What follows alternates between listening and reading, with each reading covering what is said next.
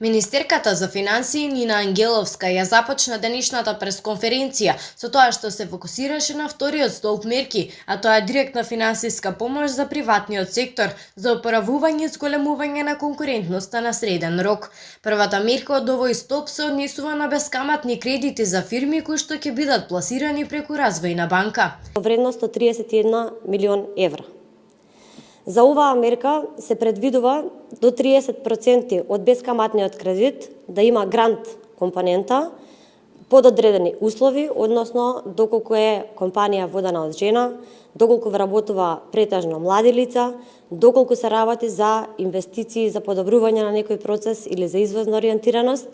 И за оваа мерка, бидејќи државата ќе учествува со национално кофинансирање од 1 милион евра, овие средства се предвидени во буџетот на Министерството за економија, додека останатите средства се планира да се обезбедат со грант за кој што се преговара со Европската унија и наскоро ќе биде доставена информација до владата. Втората мерка се однесува на државна гарантна шема, која што ќе биде оперирана преку Развојната банка.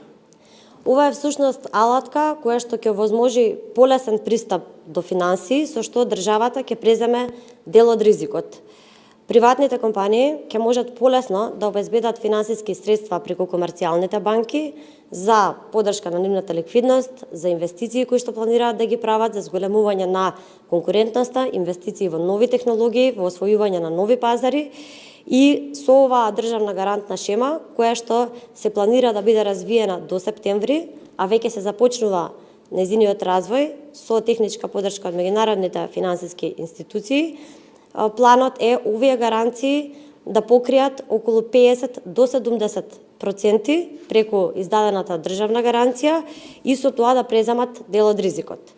Со почетен капитал од околу 10 милиони евра, државата би можела да гарантира над 65 милиони евра финансиски средства кои што би ги добил приватниот сектор. Ангеловска додаде дека третата мерка ја покажува флексибилност и оставањето на бафер во буџетот кој што е планиран за поддршка на приватниот сектор, додека пак четвртата мерка од овој столб е за модернизација и освојување на нови пазари за конкретни насочени сектори кои што имаат голем неискористен потенцијал. Петата мерка е за програма за развој на бизнис услуги, каде што се предвидени 1,6 милиони евра да се стават директна финансиска поддршка на стартап и малите и средни компании, и тоа овие бизнес развојни услуги би биле за инвестиции во нови процеси, за иновации, за дигитализација, за освојување на нови пазари.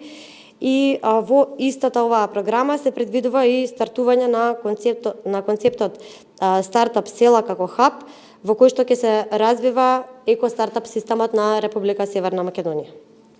Шестата мерка е така наречена трак рекорд инструмент за прилагодување, односно дигитализација 3.0, која што ќе се развива преку Фондот за иновации и технолошки развој во вредност од околу 3 милиони евра. Седмата мерка од овој столб планира кофинансирање на настани и дополнителна поддршка на погодените сектори.